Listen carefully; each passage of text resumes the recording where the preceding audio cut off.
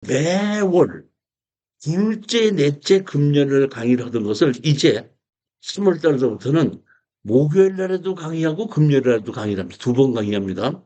목요일 날에는 강남교육장에서 강의를 하는데, 강남교육장 강남대로 96길-12에 그 빌딩이고, 오후 6시부터 9시까지 하고 매주 목요일 날 합니다. 지금 여기에 선릉교육장에서는 격주를 하잖아요. 둘째, 넷째. 근데 강남교육장은 매주 하는데, 그러면 호주는 제가 왜 교재를 특수경매나 토지개발 써갖고 정규과정을 했지 않습니까? 그러니까 첫째, 셋째는 정규과정을 강의를 하고, 둘째, 넷째는 추천물건 강의를 해. 강남교육장에서는. 그리고 저녁 6시부터 9시까지 하고, sun릉교육장에서는 지금 테란도 326억인데 3시부터 6시까지 하고, 둘째, 넷째 금요일 날 3시부터 6시까지 추천 물건 강의를 하게끔 됩니다.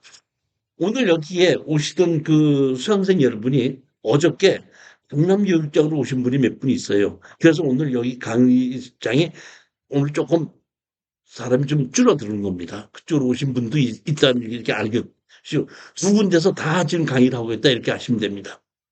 첫 번째 물건입니다.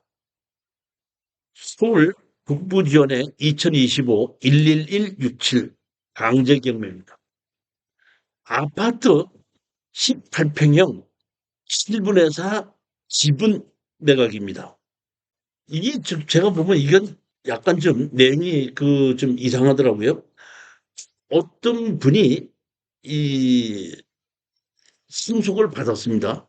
승속을 받은 것을 가지고 사회행위 취소를 해서 국가 세무서에서 사회행위를 취소를 해가지고 이 달순, 다시 말하면, 그러니까 아버지가 돌아가셔서 아들이 상속을 받았는데 그 아들 상속을 받은 건물을 가지고 세무서에서, 노원 세무서에서 왜 아들만 상속을 받았느냐, 배우자도 상속해야 되지 않느냐 해갖고 배우자를 사회행위 취소로 해서 3분의 7을, 7분의 3을 등기전을 해놓고 세무서에서는 경매로 집어넣지 않고 다른 사람이 이방규 지분 10분의 4 지분을 강제경매로 신청한 겁니다.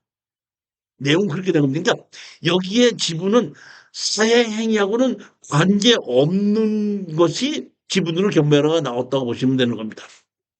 청구 금액이 8,500만 원이고 농협이 1억 1,200만 원을 가지고 근저당 설정을 했고, 감정 가격은 2억 9,560만 원이고 최저가가 2억 3,600만 원입니다. 제가 보면, 어떻게 보면 채무자의 가족이 거주하고 있으므로 어떻게든지 이걸 취하를 시킬 수 있을 거라고도 보지만은 취하 안 될 수도 있을 거라고 봐요. 보면은 아버지가 돌아가시고 난 다음에 금액이 수입이 적어서 그런지 1차에 걸쳐서 대출받고 2차에서 걸쳐서 대출받고 3차에 걸쳐서 대출을 받았습니다. 그렇게 해서 지금 보면 1억 1,200인데 감정 가격은 지금 2억 9,500이, 10분의 4가 2억 9,500이라는 얘기는 약 5억짜리 아파트거든요. 5억짜리 아파트를 8,500만 원 때문에 이걸 사길까?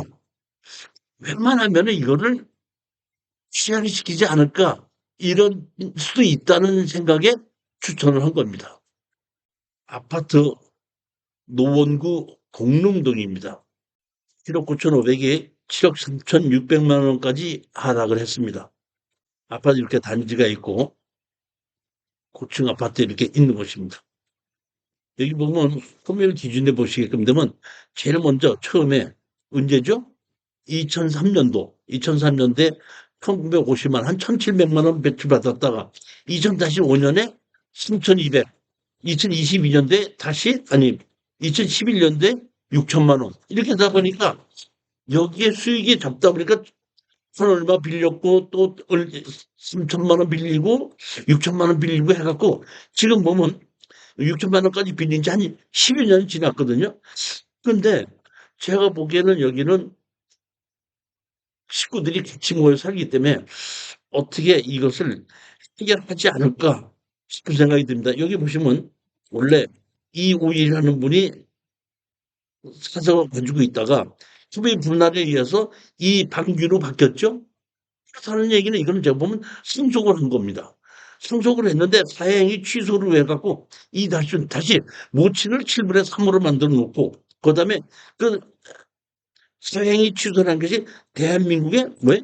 노원 세무서입니다. 근데 노원 세무서에서 경매를 집어넣은 것이 아니라 이방규 지분에 송종순이가 경매를 집어넣은 겁니다. 이거하고는 아무 관계가 없다는 뜻입니다. 어떻게 보면 세금은 갚았을 수도 있고 안 갚았을 수도 있고 그건 아직 모르고 아직까지 사행이 취소로만 했고 경매든지 공매를 집어넣지는 않았다는 뜻입니다. 경매는 공매를 집어넣지 않았다는 얘기는 빚이 해결됐을 수도 있지 않는가 이렇게 보는 거고 여기에 송종순이라는 분이 다시 5,800만 원 신청했기 때문에 5억짜리 정도의 아파트를 5,800만 원 정도에 날리진 않다 보니까 취하를 시킨다 그러면은 우린 취하 동의서만 도장을 찍어주면서 수익을 올릴 수도 있을 거다 하는 생각에 추천하게끔 된 겁니다. 여기 보시면 현황 점유자를 보시게끔 되면 채무자 이방규의 동생 40대 여성을 만나 안내문을 전달했다. 이런 얘기는 보면은 그 채무자도 있고 그다음에 동생도 있고 식구들이 다 같이 거주하는 집이 아닌가 이런 싶은 생각이 듭니다. 두 번째 물건 보시겠습니다. 부천지원의 2024 3164입니다. 김포시 대곡면 송마리 92-12, 97-15는 도로입니다. 공장 용지로 2,519제곱미터고 711.99평입니다. 건물은 700.68제곱미터에 211.95평입니다. 2017년도에 사용 승인이 돼 있고 1순위 근저당이 송내 새마을 금고에 16억 2,800만 원으로 돼 있고 감정가는 지금 22억 24억으로 돼 있고 최저가가 지금 11억까지 하락이 돼 있고 청구 금액은 15억 원입니다. 공장은 법인으로 대출을 낙찰을 받을 수도 있고 대출을 받을 수 있기 때문에 임대만 줄 수 있다 그러면 상당히 좋은 물건 중에 하나입니다. 여기서 여러분들이 가장 중요한 것은 여기 그 건물이 지금 얼마죠? 211평이죠. 우리가 공장을 보통 임대를 할 때는 땅의 넓이를 보지 않고 건물의 크기를 기준으로 해서 결정을 하는데 보통 화성이나 오산이나 용인 정도에서는 10만 원에서 5만 원 정도 사이에 결정을 합니다. 조금 변들이 떨어진 곳에는 한 2만 원 정도까지도 가는데 여기 김포시 대곡면에 여기를 2만 원이라고 쳐도 200평이라 그러면 약 월 400만 원 정도, 450만 원 정도가 월세를 받을 수 있다는 얘기거든요.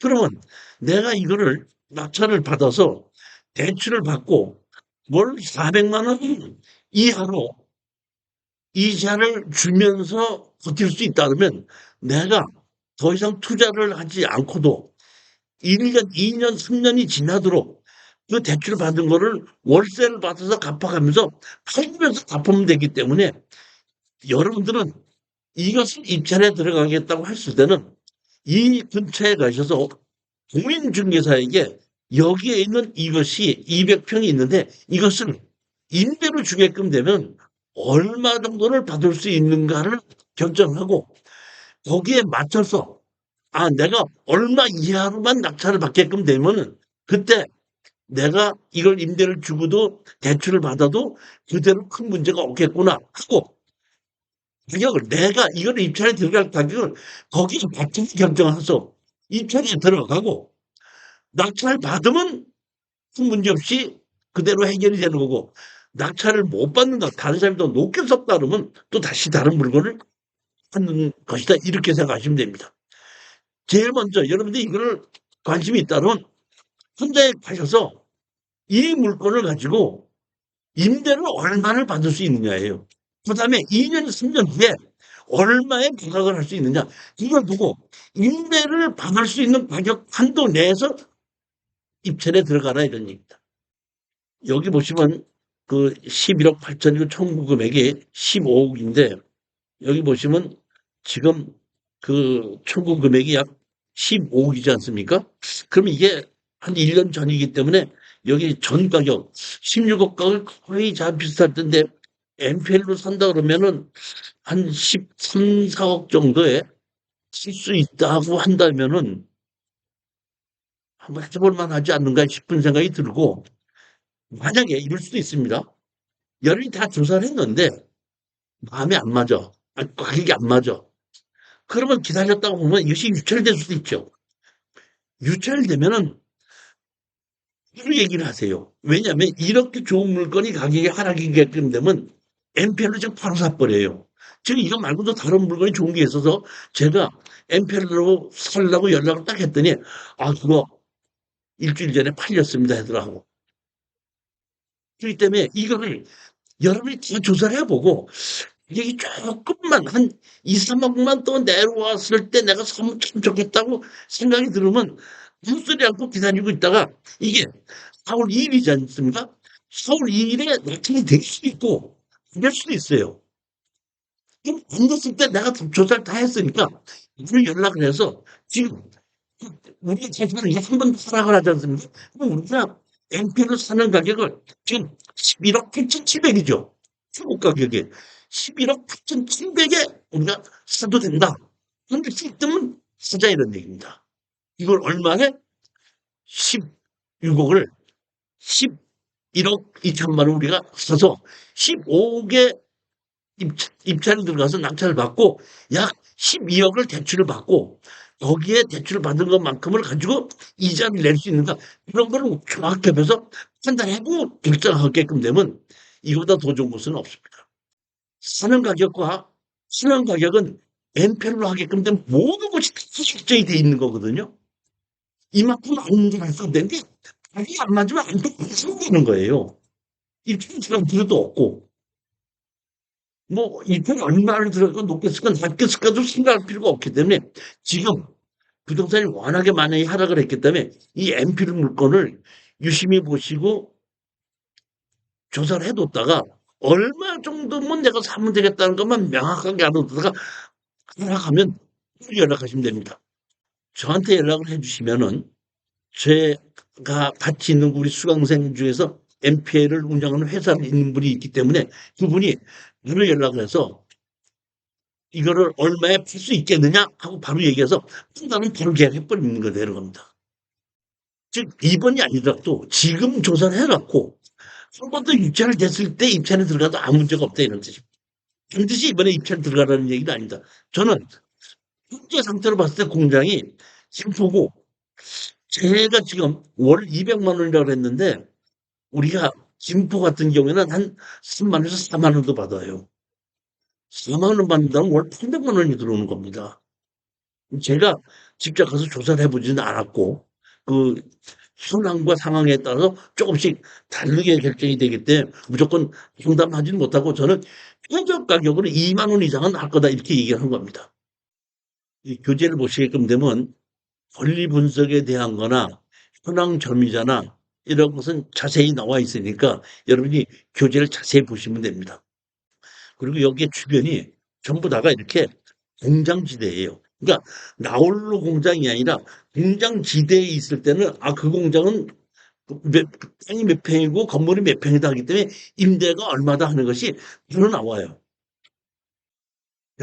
내가 권리 분석을 해봤을 때는 상당히 좋은 공장인 건 틀림없는데 지금 부동산이 워낙에 하락됐고 그 공장을 투자하시는 분들은 많지가 않거든요, 그동안에.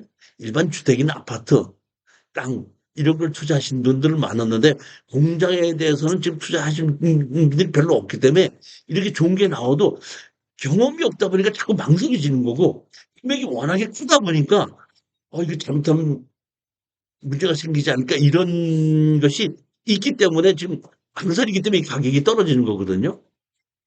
그렇지만 MPL로 살 수 있다 그러고 대출을 할 수 있다 그러고 임대가 얼마 줬다는 것이 정확하다면은 투자해 볼 만하다는 겁니다.